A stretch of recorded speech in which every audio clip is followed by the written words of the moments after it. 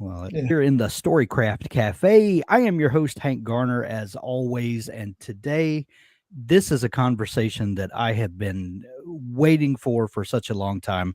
Randy Ingermanson, if you are a writer or have been involved in the writing community for any amount of time, you have bumped up against at least the Snowflake method.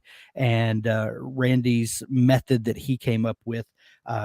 Is is kind of this cult favorite that we love to reference, and I have uh, for a long time wanted to pick Randy's brain, and today we get that opportunity. Welcome to the show, Randy. Thanks for having me on, Hank. I I'm didn't super realize I excited. started a cult. That was kind of inadvertent. Well, that was just something I grabbed off the top of Yeah, my head. yeah. That was anyway. Um, Randy, I love to start the conversation with a fun question to just kind of set the tone and to set everyone at ease.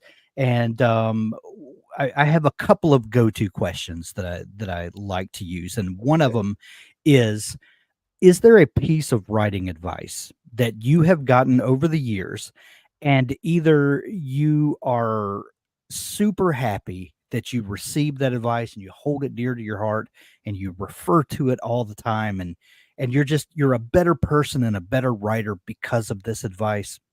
Or is there a piece of writing advice that is so awful that you can't help but think, oh, I'm so glad I did not hold on to that piece of advice, or I wish I would not have taken that advice? Some people have one or the other. Some people have a piece of both. But is there anything that stands out in your mind? I think for the positive advice that Yeah. I think is just makes great sense. It's this: write every day, write Okay. consistently, and in those periods of my life when I have done that, I've been very, very productive. And in those periods when I have sort of fallen off the wagon, I've been very unproductive. And the thing is, once you get rolling and once you've got a streak of 1 day, 2 days, 3 days, 5 days, 20 days, 150 days, 1,000 days in a row writing, it's hard to break that streak.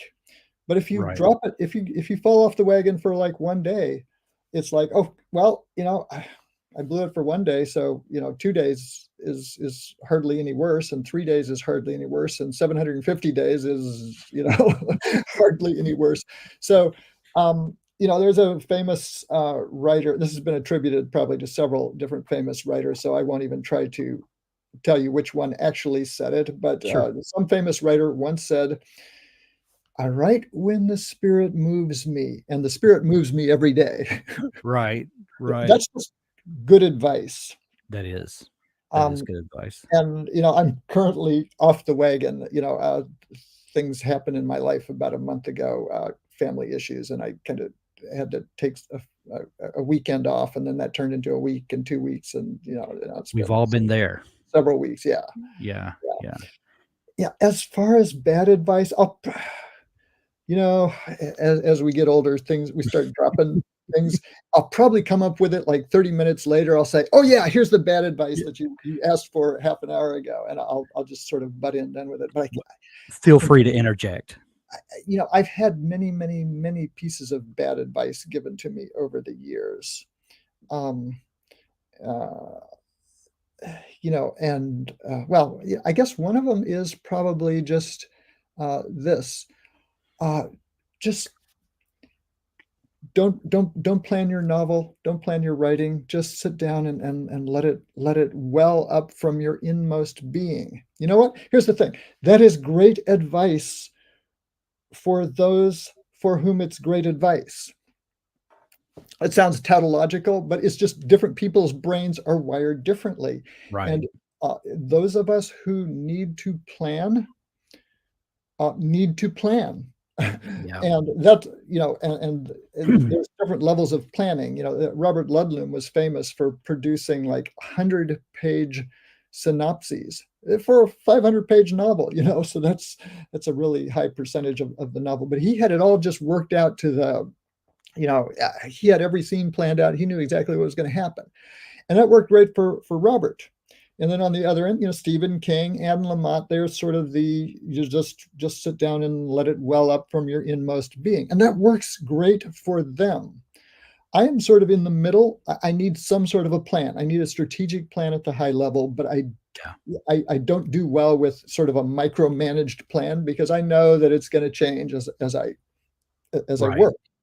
But I need something. I need to have some sort of a vision for where I am going, or I'll just sit down and the page is blank at the beginning, and I'll type the word "the," always a safe safe Sure. start, and then I'll just stare at it, and an hour later I will have one word written, "the," and it's just not very great. So uh, I guess the meta advice here is Yeah. don't don't try to don't believe the expert with a system of writing that does not resonate with you. If I tell you that's my Snowflake method and it doesn't resonate with you, then it's not going to work. And I have messed people up. Professional writers have come to me and says, I heard your talk on the Snowflake. So I tried it. And man, I had a writing block for like 4 months and I was late on my deadline and my Oh editor's no. mad at me. And I'm thinking, I feel terrible. But I'm later on I realized, part of this is on you. It's on you to recognize what works for you and what does not work for you, and Sure.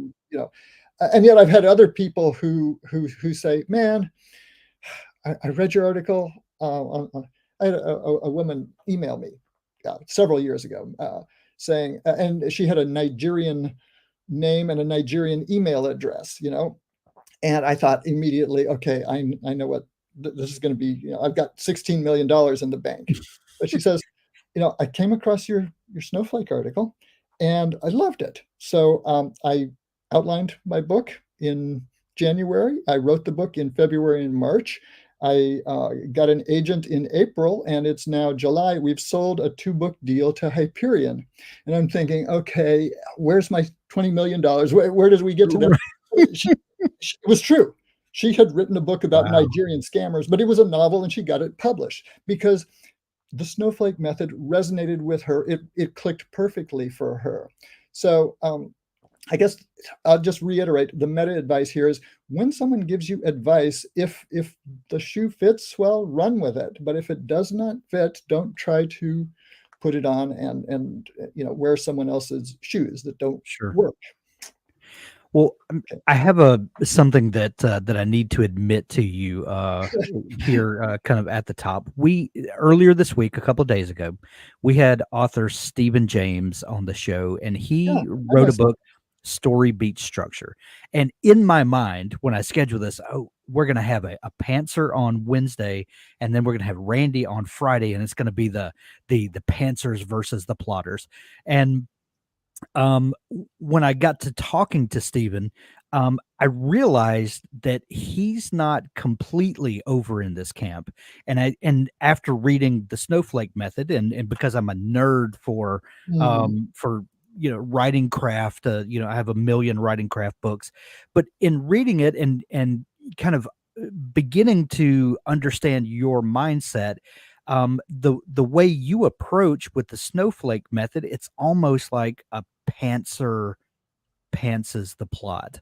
And I think we're gonna kind of unravel some of mhm, that in a few minutes. But so what I come to realize is that we love to put people firmly into these two camps. And the reality is most people are somewhere in the middle or kind of vacillate from one to the other. And we mhm, really do a disservice by making people feel like they have to fit firmly in one place or the other. When I began writing, I really thought, because I had taken um, advice from some of these world famous writers who say, mhm, sit down and let the inspiration come, and whatever wells up out of your soul, mhm, yeah, kinda, and I don't know that I fully believe when people say that. I think that there's more to it. That sells books, I think, and that sounds great, and it makes really good TED Talks. I don't know that that's fully the truth of what's going on. I think most people go back and forth. And if they have found a structure, back to your point, that allows them to be creative, to kind of mine those depths of their creative soul, but then also put it down on paper so that if you're writing 100,000 word book, you don't get lost in your own journey that you're trying to tell.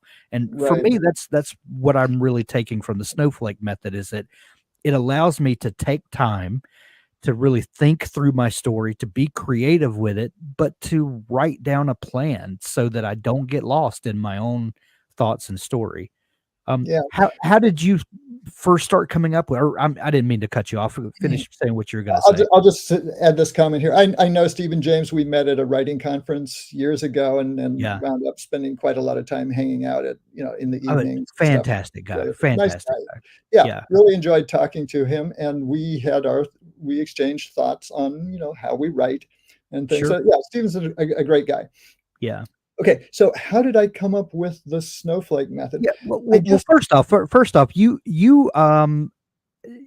career-wise, did not start as a career author. I'm fascinated by how people, because a lot of times that when we're younger, we have these ideas that, we're gonna be a writer, we're gonna be a storyteller, and then, life tends to, sidetrack us, or we have other things that we're just as passionate about and we pursue them.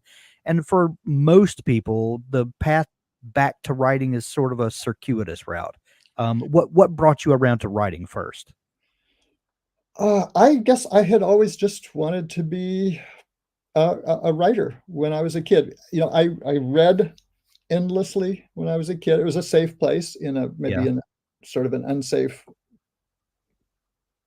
uh, growing up structure. I won't sure. go into details there, but reading for me was an escape from reality, and so I just really loved reading. And but when I got into high school, I discovered that I was really good at math. Okay, really good at math. And my senior year in high school, I took high school physics class, and heard about quarks and gluons and stuff. And I said, man, I want to be an elementary particle physicist someday. I want to learn about these quarks and these electrons and all this stuff, and I want to know how the Yeah. universe works. So I went to college, double majored in math and physics, went to UC Berkeley, got my PhD in theoretical physics as an elementary particle theorist. Okay, and Wow. did a postdoc, a couple of years at Ohio State University, and then there weren't a lot of jobs in academia in Mhm. those days for people with that particular field. The field was kind of maxed out, so I got a job in industry doing you know physics research, computational stuff, and I decided, okay, it's time. I want to write a novel. So I took. It had taken me 10 years from being a high school senior to getting to walking down the aisle and getting my Yeah. my diploma for the PhD thing. It took me another 10 years or so to learn how to write fiction. That's just kind of the nature of the beast. It takes a while to Mhm. get reasonably good at something, but I kept at it, and um, sold some novels. And what I discovered was people immediately started asking me to teach at conferences, and I started teaching, and people liked what I had to say, much to my astonishment, because I was sort of pathologically introverted uh, at the time. In fact, I had panic attacks Mm. before I would speak at any conference, right up to the moment when I would step in front of the mic, and then I transformed into a completely different person. I could tell jokes, I could talk, blah, blah, blah. I teach, and then I walk away and I'm just utterly drained for the next, 3 hours. You should But be a podcaster. yeah, yeah. So I actually had to get had to work with a counselor to deal with my utterly debilitating panic attacks. Wow. And my counselor told me, Johnny Carson used to throw up before every show. And I'm Wow. thinking, that's all? Johnny had it easy. Okay. Right. So, but I eventually, was able to get past that and feel, comfortable, not just during the speaking, but also beforehand. So that's good. But I just discovered, hey, people like what I have to say about how to write fiction, and so I've kind of run with that. And but I wouldn't say I'm not a professional novelist, right? I still work in computational science. I work for a biotech company. I am the director of software engineering at a biotech company in San Diego. Wow. And the deal that I have is I work for them half time. And Okay. the rest of my life is mine. And I get to write and I get to teach. I go work on archaeological digs. I can do fun stuff. So Nice. I feel very fortunate that I've fell into a profession where I could work half time and earn a decent living. I know that's just not an option for a lot Right. of people, and I'm um, thrilled that I can do that. Um, but Do, go do you ahead. buy into this idea that people are either wired to be analytical thinkers or creative thinkers? Like some people are wired where writing fiction is easier for them, whereas someone else, computational physics is easier for them. Do you buy into that? Because you seem to have one foot squarely planted in both worlds. I would say that definitely people are wired for different things. That they have different abilities, but it's not an either or thing. It's not like you're Mhm. wired to do either creative stuff or analytical stuff, but not both. I mean, Albert Einstein was quite a good violinist. Right. There's a Nobel laureate in physics who graduated actually from Berkeley the same year I did, Saul Perlmutter, who is, I'm told, quite a good violinist. Uh, you know, People can have multiple skills. And I'm kind Sure. of a walking example of that. I have a few things that I've worked hard at to develop my skills, but very few people are just a one-trick pony, Yeah. right? Yeah. So I reject the notion that you're just wired for a single thing. And there's a book that I read years ago that really kind of opened my eyes to possibilities. The title of the book is "Talent is Overrated," and the premise of the book is talent is overrated. You know, a relative of mine believes that he's very talented. He believes he's a much better scientist than I am, has a much more scientific mind, but he has a master's degree in music, and he's never shown any really interest or understanding of science. So, he believes that he's got this talent, and somehow that trumps everything. Right. It doesn't. It doesn't. Training matters. Training is about 99% of it. And people talk about you put in 10,000 hours. It takes 10,000 hours to become an expert. That is true, but it needs to be 10,000 hours of the right kind of training, and the right kind of Sure. training can be very painful. So I once calculated I had put in about 5,000 hours in trying to develop my skills before I got my first novel published. So I think that 10,000 hour estimate is valid. Yeah. The point is though that if you work at it, if you do the right sort of work, you can develop your skills far beyond what you ever imagined you could do. And one of the examples in this book, Talent is Overrated, is these three young girls who were taught by their father to play chess. And all three of them were in the top 10 female chess players in the world. One of them was ranked number two. And neither of their parents were abnormally good at chess, but their father was good at teaching how to become an expert in chess.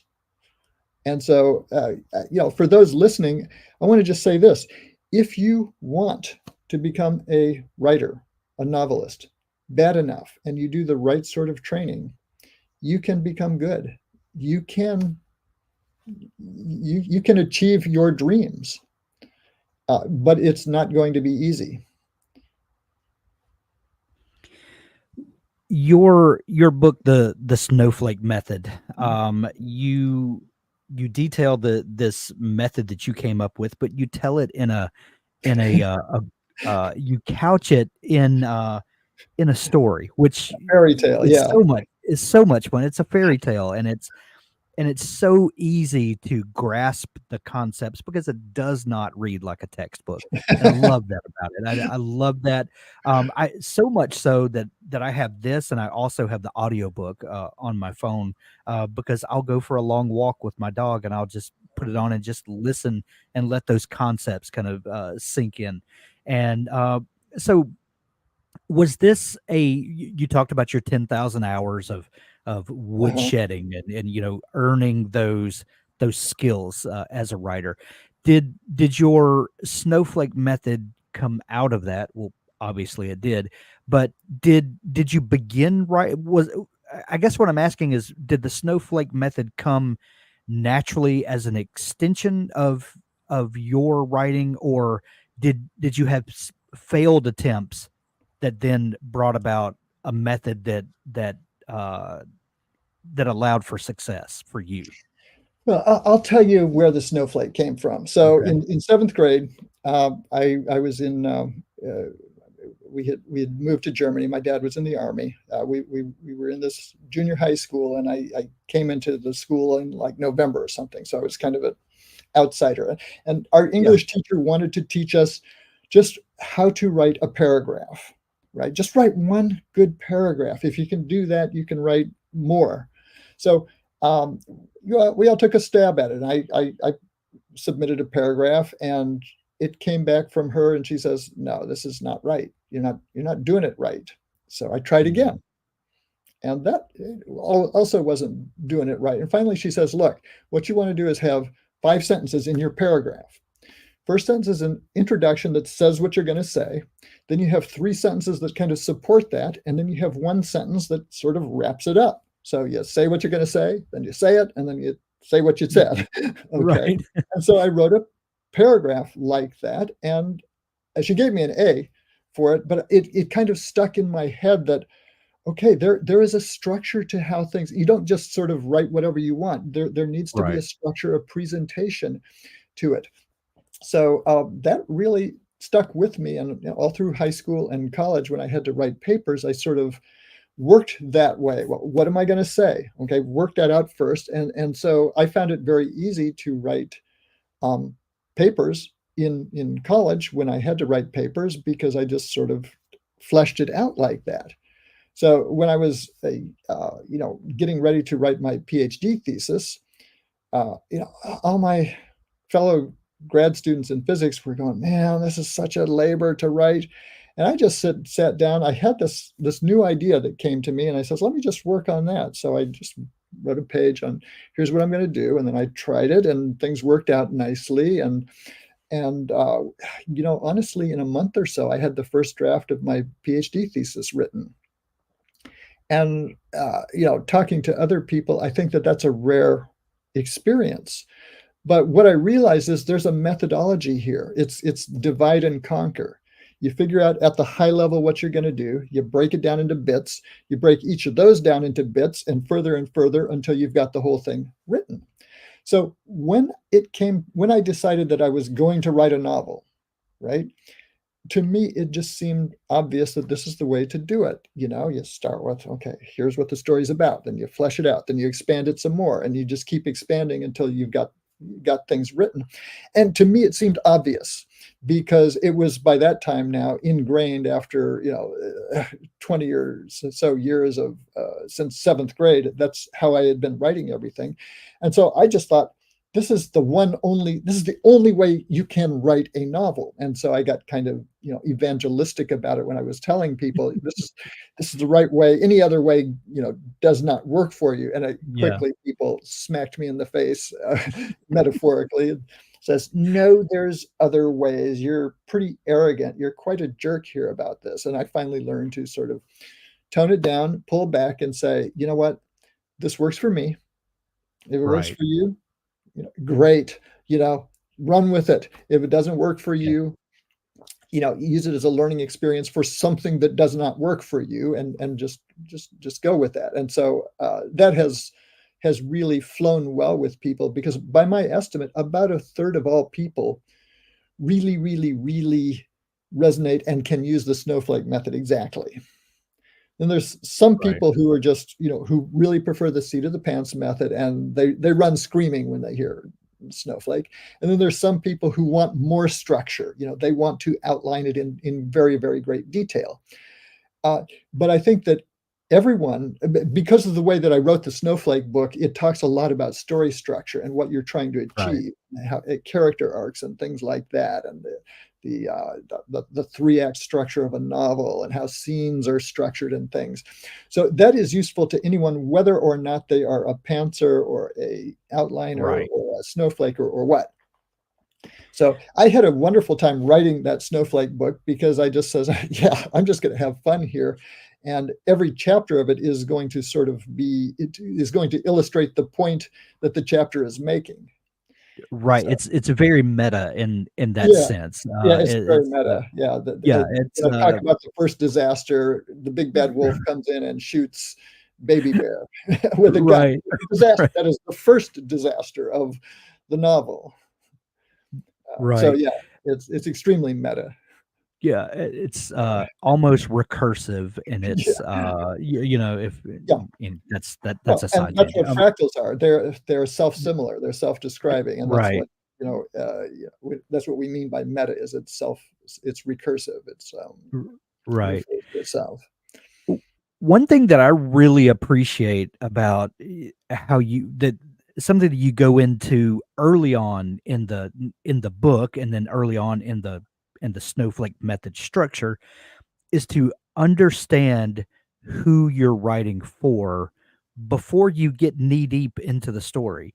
Is there an audience for this? Is there determine Hmm. who you will be selling this book to, and immediately when you start talking like that, that turns off a certain percentage uh, of the writer population who um, you know want to hold to uh, the the the art of it, that would, the art and commerce. Well, that's all well and good, but if you're going to write a book and you hope to have anyone read it, you're going to need to market that book to them, and marketing could be a dirty word, but it's just the fact that if you want other people to hold your book in their hand, Hmm. you need to figure out how to get it to them. And the first thing when determining how to get your book to them is it a book that they would like to read? And that's something that you go into early on in the process, because why waste 6 months of your life writing something that no one is going to buy?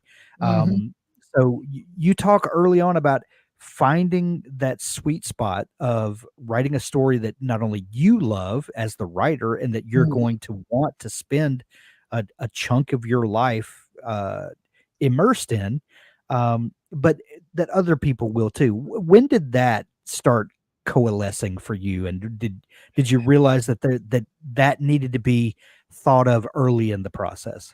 I didn't really understand that early on. I thought that, yeah, I'm writing a book that everyone's going to want to read. And eventually I realized that's not smart. And so actually my first few novels were about different things, and they appeal to different sorts of people. Right. But there came a point in my life when one of my friends says, "Hey, you could probably do well teaching people how to write fiction. You could probably make some money off of that Snowflake thing." And so at that point, I says, "Okay." And I had learned enough about marketing and target audiences and stuff that I Mhm. actually sat down and asked myself, okay, if I do something on this, who is the target audience? It is people who want to write a novel. It's not people who want to write nonfiction. It's not people who want to write poetry or a screenplay. It's people who Right. want to write a novel. And so when I created my website, advancedfictionwriting.com, I geared it completely to one saying very narrow niche target audience. One person in 1,000 in this country wants to write a novel. That's it. One in 1,000. I don't try to appeal at all to those the other 999. And so if you go to my advancedfictionwriting.com, right at the top it says, "Are you dreaming of writing a novel someday?" Right? Okay, 999 people are going to look at that and go, "No, I'm not. I'm out of here." I want them out of Right. here immediately, right? But the one in a Sure. thousand who says, "Yes, I am," I want them to go, "Wow, this is a website just for me. This guy made a website exactly for what I want." And then, of course, I have Right. you can sign up for my blog. I used to have an advanced fiction writing e-zine, which was the solution, to that problem. So here's the Hmm. problem. Here's the solution. When you're writing a novel, you need to know what problem you're solving. Your reader your reader has a specific problem. They want to be entertained, but there's a limited number of ways that they can be entertained. A person who wants a romance novel doesn't want guns, right? They don't want zombies. They want a romance novel, right? Maybe they want a cowboy if it's a cowboy romance novel. Maybe they want a mountain man if it's a mountain man romance novel. Now, someone who wants fantasy, okay, they want wizards, they want orcs, and the romance. Don't talk to me about the romance. If that comes in, fine. They want Harry Potter, or they want Gandalf or something. And so you need to understand in general terms what it is that your reader wants, and then you just need to focus on giving them just that and nothing more. No more, but no less. And once a writer understands that, they realize, this is not about, this boring stuff with demographics. And I absolutely never think about the demographics of who is my target audience. So Right. when I get marketing, I used to get marketing stuff from my publishers saying, tell us about your target audience. What's their age? What's their gender? What's their economic background? And I'm thinking, these people know nothing about marketing. Why would they ask me such a stupid question? It's not demographics, it's psychographics. What is the psychological need, the emotive need that your reader wants? Okay, I write historical novels. My reader wants to go back and live in a world which is no longer accessible. You can't go there anymore, but I can take you there in my fiction, and I can take you there better than any other novelist on the planet.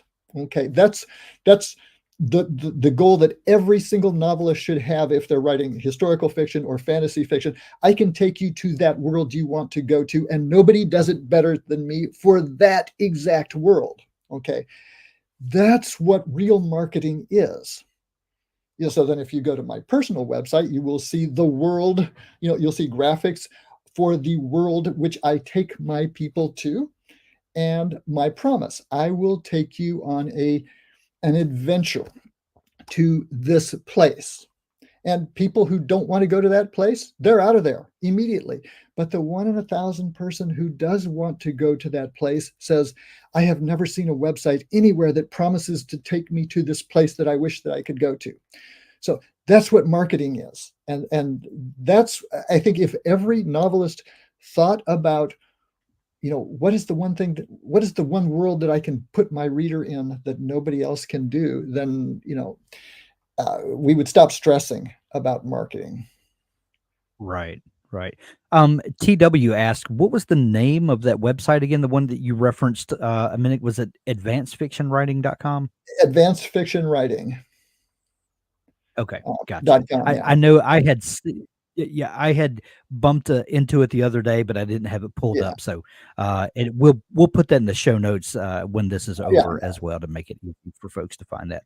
Um, I love that you include, the because marketing is more than what do you do with this book once you're finished. It's you already have your target audience in mind from the beginning, Mm, and that just automatically puts you ahead of the curve. Even in today's um writing world of indie publishing where a writer has to also wear a marketer hat, has to Mhm. wear a publisher hat, all of that. We're already inclined to be think well, and even if you're published by a traditional house these days, you're still going to do the majority of your marketing yourself. That's just the Right, fact of the right. market the way it is now. But if you start thinking about that when you're first planning your novel, it sure makes the rest of the process so much easier, Yeah, for sure. yeah. So Just so just once you have kind of go ahead, no, go I'm ahead. sorry, what? No, I I was was just just gonna gonna say, say that just once you understanding who is your target reader and yes, what what strings you're trying to pluck in your reader's heart. Just knowing right. that is really all the marketing demographic stuff that you have to do. Exactly, exactly. When I first started digging into the snowflake method, it was a little overwhelming at first, just trying to conceptualize it all until I got into it and actually started working through the exercises. And what I realized is it's a natural progression from kernel of a story idea to fleshing that out. Mhm. Ca what was the thought process for you when you started like, I know you went back to that early example of, the 5 Mhm. sentence summary, tell people what you're gonna say it, and then tell them what you did say. How do you then start building that into a repeatable process that helps people really kind of solidify the ideas that they have, and see if it's viable. That to Yeah. me, the snowflake method helps me to determine because like most writers, I get openings to stories, ideas all the time. That's Mhm. great ideas are not the problem, and that's why I hate listening to an interview and they ask the trite question, "Where do your ideas come from?" That is never the problem.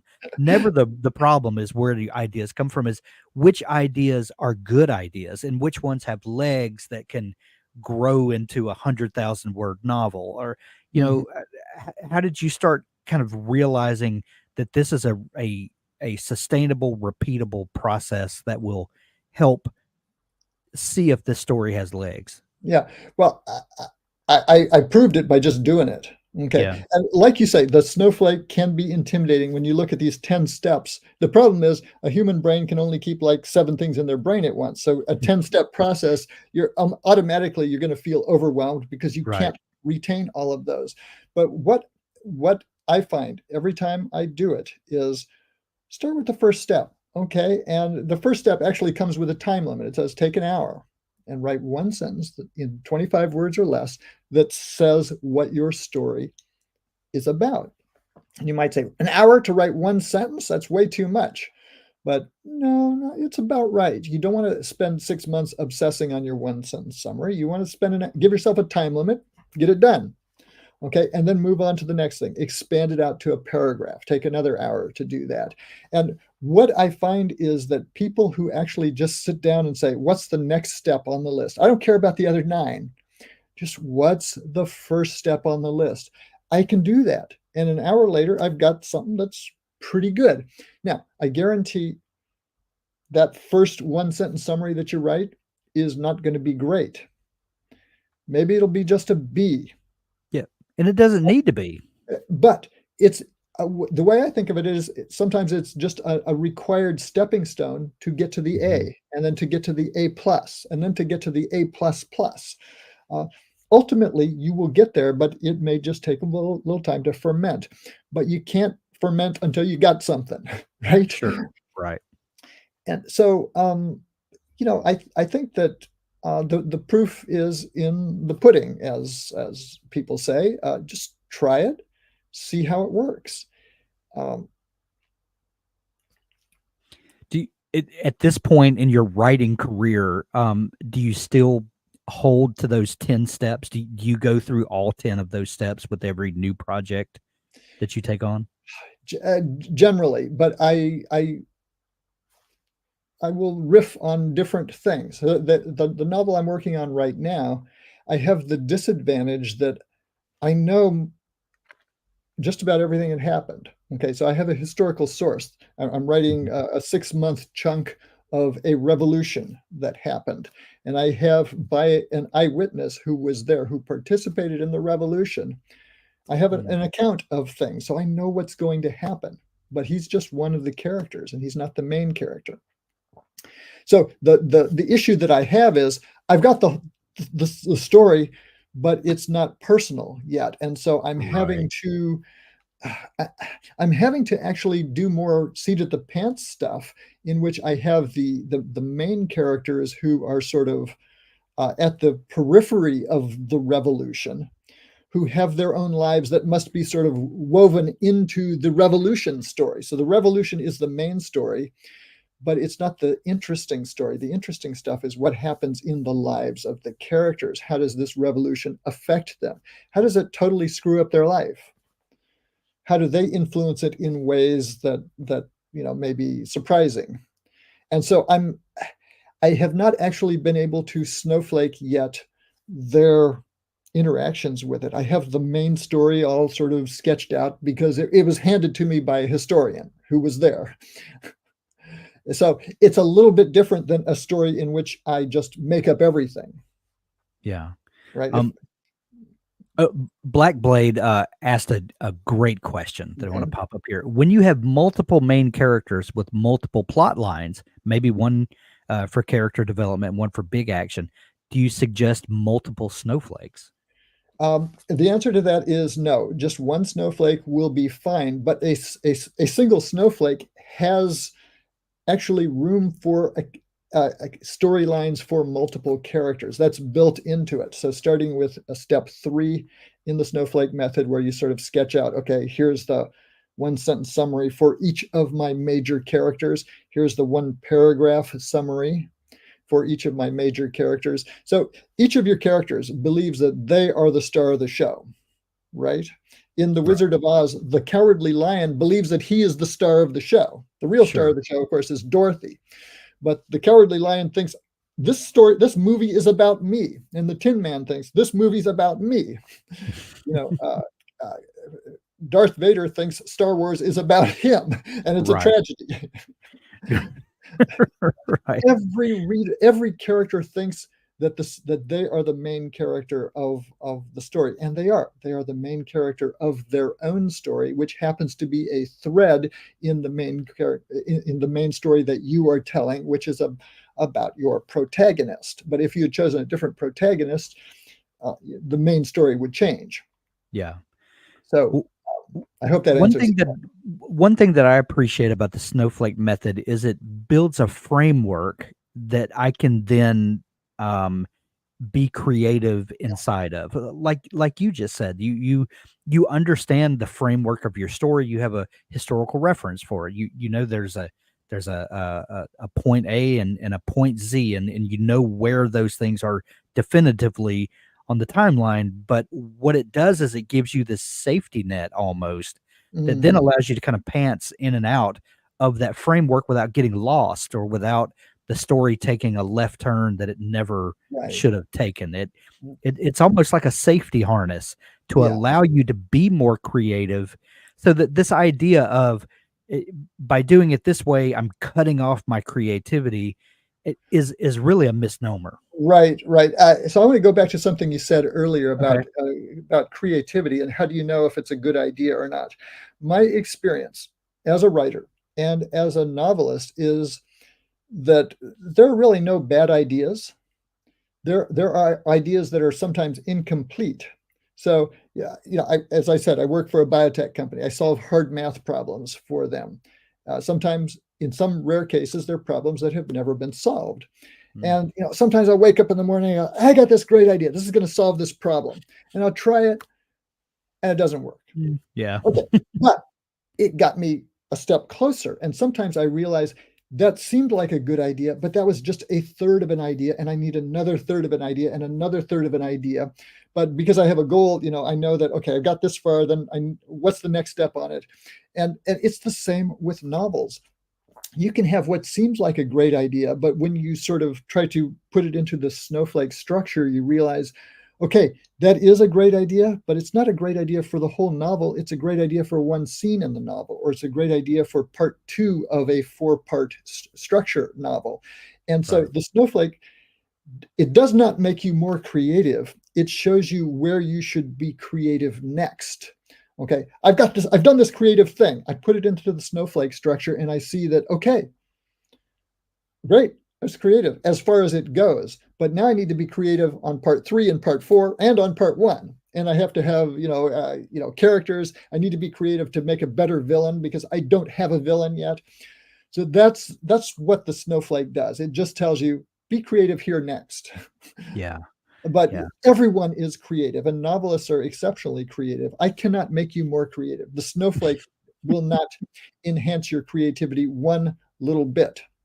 Well, I kind of have the opposite problem. And the snowflake method for me, um, gets gets my creativity, the pump primed to the point that usually by about step 8, the story is just going crazy, and I can't wait to dive into it and start writing.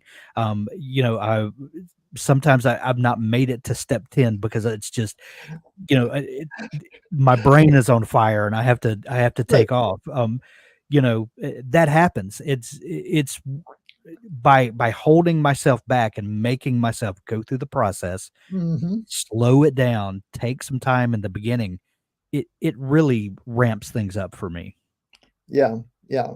And here's one thing that I do. So I will snowflake a story, and I'll start writing, and I get like a quarter of the way in, and then I usually write a novel in four parts, so four Mhm. act structure, and I'll get to the end of Act One, and I'll go, let me look back at my snowflake because I feel like I'm veering off that story that I originally envisioned. And so I will re-snowflake it. But if it took me a month to write the original snowflake document, now it takes me 3 days to adjust it a little bit so Yeah, that now I'm primed to go into part two, and so then I write that and I get to the halfway point in the story and I re-snowflake it again. And now maybe it only takes a day to adjust things because I'm starting to understand the story better. But every time I redo it, I will come up with a better, more refined, more targeted one sentence summary, a better one act structure or three act structure, four act structure, mhm. whatever you call it. And so, again, at the three-quarter mark, I will re-snowflake it again. You would think that by that time you understand your story, you do, but you're finally understanding the story that you only sort of dimly grasped at the very beginning. Right, So I right. have no compunction at all about re-snowflaking a book three, four, 5 times. And then, when I get the horrible letter back from my editor saying this story, this has a lot of potential. You always hate it when you see that because you screwed up. Um, I just wait 3 days for to stop stinging, and then I say, okay, what is true in this long diatribe that tries to maliciously scrape every scrap of self-respect from my body. And then I'll go, okay, let me re-snowflake the story yet again. And that's Yeah, how I get through revisions, is by taking the revision letter and the snowflake document, and possibly just completely changing things wholesale to make it better. yeah. Um, The that's one thing that I think people that are anti, plotting or outlining or snowflaking, whatever yeah, whatever they're pushing against, is they think that when you sit down to draft your novel, that outline, that plot, that snowflake is sacred and it can't be touched. And what you're saying is no, it's it that plot, that plan, that snowflake is there to serve you. You as the writer are not there serving that. It's there right. to help you keep the ideas in line and to keep them fleshed out. It's not something. This is not 10th grade English. Yeah, We're yeah, not. Yeah, I think that's what most people get hung up on. No, it's there to serve you as the writer, not the other way around. Yeah, it's just a stepping stone to get to the final draft. Yeah. And so, yeah, I don't typically revise a document in place. When I get to the point where I'm ready to re-snowflake it, uh, maybe I've got everything in a folder called draft one. Okay, so I make Mhm. a new folder called draft two. I copy all the files in, and now I work on those copies so that I could always go back to draft one, and in case I really screw things up. But I'm now working on draft two, fresh copy of everything, and the old is gone. The new is what's the new reality, and just forget about it. Maybe future historians, hard to imagine this, people someday would want to go back and see what I wrote in my 13th draft, when the final draft was the 17th. uh, I but it's there. I've got it all if I need to.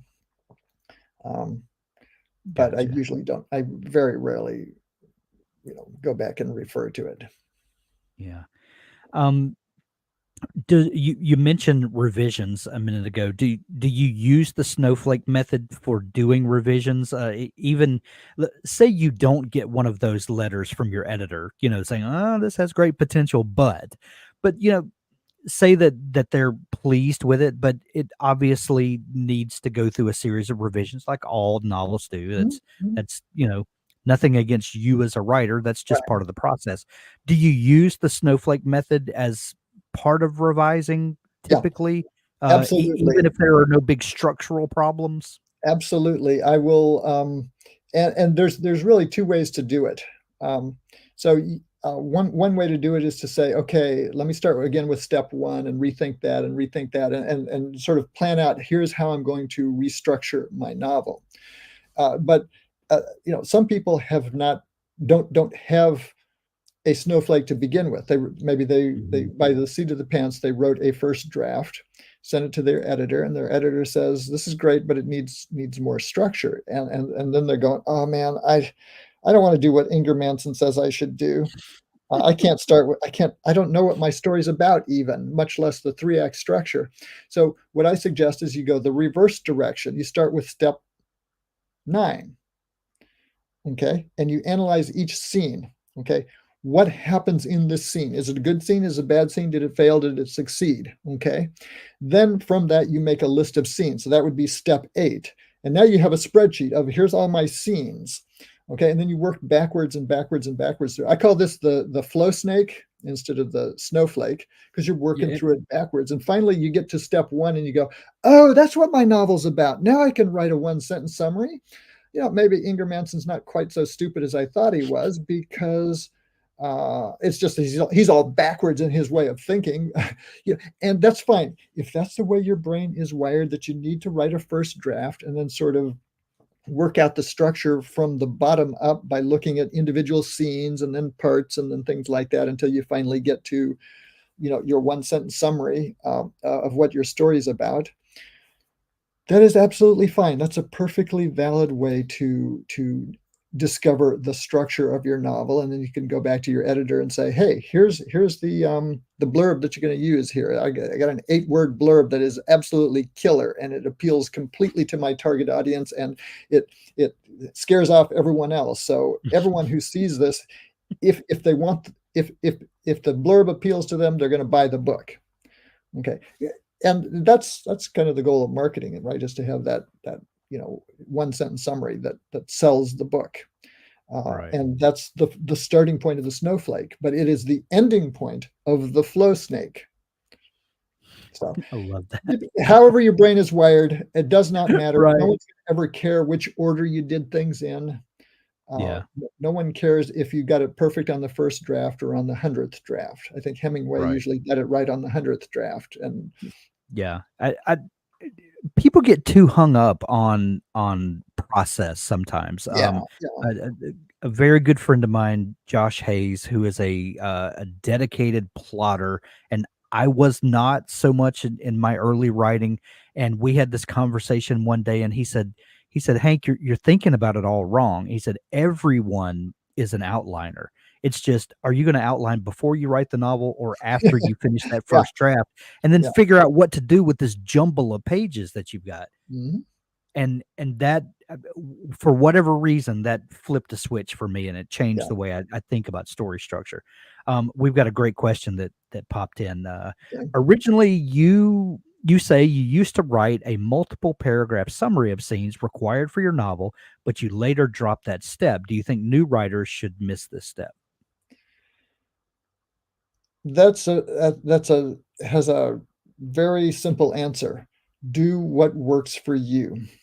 If you have energy to write an analysis of your scene, so this is step 9 of the Snowflake. If you have energy to write, an analysis, is it a proactive scene or a reactive scene? If it's proactive, what's the goal? What's the conflict? What's the setback? If it's reactive, what's the reaction? What's the dilemma? What's the decision? Then do that.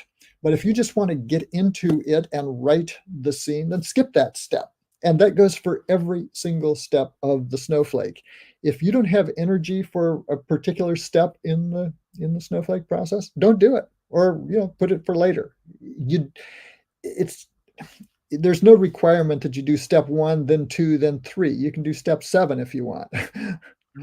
It's like the pirate code, right? They're guidelines. They're not real rules. Yeah.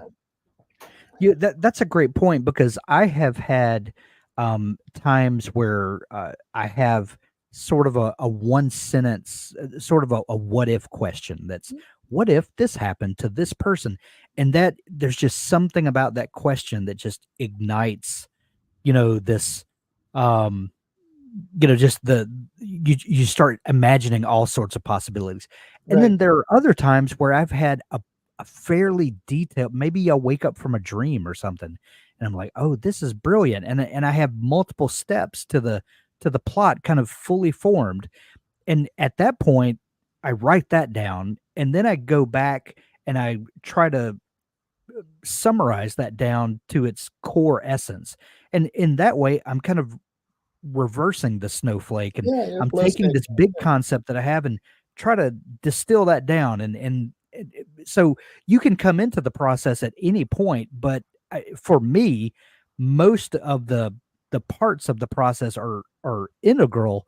They just may be out of order Mhm. sometimes, but I love that you can kind of come in at any place and it still work for you. Yeah, the nice thing about the whole Snowflake method is that you always kind of know where you are. I'm working on step 6. I'm working on step 3, and you Right. know what has not been done. In order to have a fully structured novel, I have not done this yet, so I need to think about this more. I haven't thought about my villain enough.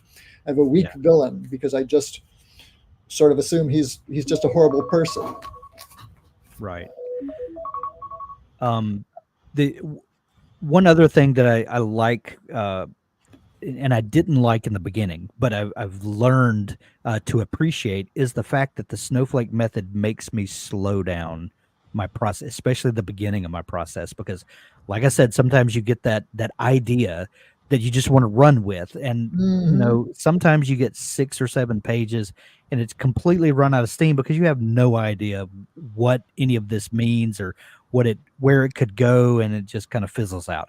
I've got a million of those documents on my hard drive of Yeah, opening acts, that brilliant opening acts that just have nowhere to go because they're just kind of. yeah, But it forces me to slow down and take a couple of days, and sometimes like a couple of days. I don't want to take that time. I want to get into this story and start writing. Trust me, you will appreciate it.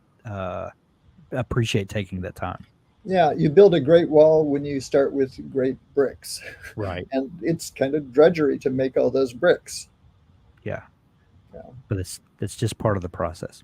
yeah, Randy, we're bumping up on an yeah. hour here. This has been so much fun. Your fiction. What are you? What's your newest book that you've got out, and what are you working on now for people that might be interested in digging into your fiction? So I'm kind of obsessed with first century Jerusalem. Okay. Okay. So I'm currently writing a novel. This is book number 4 in my City of God series about the Jewish revolt. So it began in uh, in May of the year 66, and it ended 4 years later with the Jewish temple being destroyed. And then, a few years later, there was Masada. Right. So I'm writing the first 6 month chunk of that revolt in which the Jews basically just kicked the butt of the Romans. It ended with the complete massacre of the 10th Legion, I think it was. 12th Legion. I forget exactly. Getting old, senior moment here. But Yeah. one of the legions was just completely destroyed. That was the high point of the Jewish revolt. It really looked like they were going to win, and that's kind of where the book ends. And then the next one will pick up with the Romans coming back and um, um, fighting back. But this was like 2 years before the Emperor Nero committed suicide, so it was at Right. kind of at the low point of the organizational powers of the Roman Empire, and the Jews really had a chance. This is something that most people are unaware of. They revolted, but they had a good chance of winning. Yeah. And in a different universe, they might have won. So this is a time travel novel. My characters don't know if they're in the universe they came from or in a different universe where they might win. Oh, I love it. I love So it. I enjoy time travel stuff, and this Yeah. allows me to have a physicist and an archaeologist from the present time who are back in their sort of orchestrating events unknowingly or knowingly.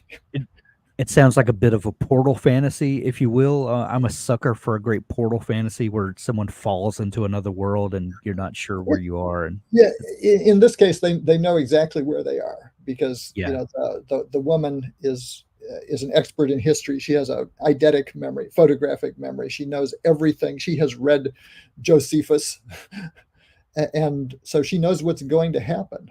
right, But the question is, what about all the things Josephus doesn't say? right. What about all the things that he misleads his reader on? And she discovers those bit by bit. And then her husband is a physicist, so It's fantastic. yeah, I, so I get to sort of exercise yeah. all my other skills. Well, I have I'll worked put on archaeological digs, so I fantastic. I, I'll put links to that series in the show notes as well for anyone who wants to dig up that. That was a little archaeological joke there. Um, yeah, Randy Ingermanson, this has been so much fun. I could pick your brain all day, but we're definitely gonna link up the Snowflake method, how to write a novel using the Snowflake method. You've also written um, a book on writing scenes with the Snowflake right, method. Do I have right. that right? How to write a dynamite scene using the Yeah. Snowflake Yes. method. So proactive and reactive scenes. Great, Um, great. I'll link that up as well. And I need to grab that. I need to order that today. So thank you for reminding me. all Randy right, Ingermanson, what's the best place? Is your website ingermanson.com? Is that the kind that of the is best for hub my for you? fiction. Okay. That tells about me personally and my fiction and stuff. And then advancedfictionwriting.com is everything for writers. So if you don't care about my fiction but want to know how to write, go to the advancedfictionwriting.com. If my stories possibly appeal to you, go to ingermanson.com. Excellent. We'll link it all up to make it easier for folks to find you. Hank, I've really had a good time talking with you today. Thanks for having me on. Cool. It was my pleasure and thank you for sharing so freely with us. Thanks Always for fun. joining us, everybody.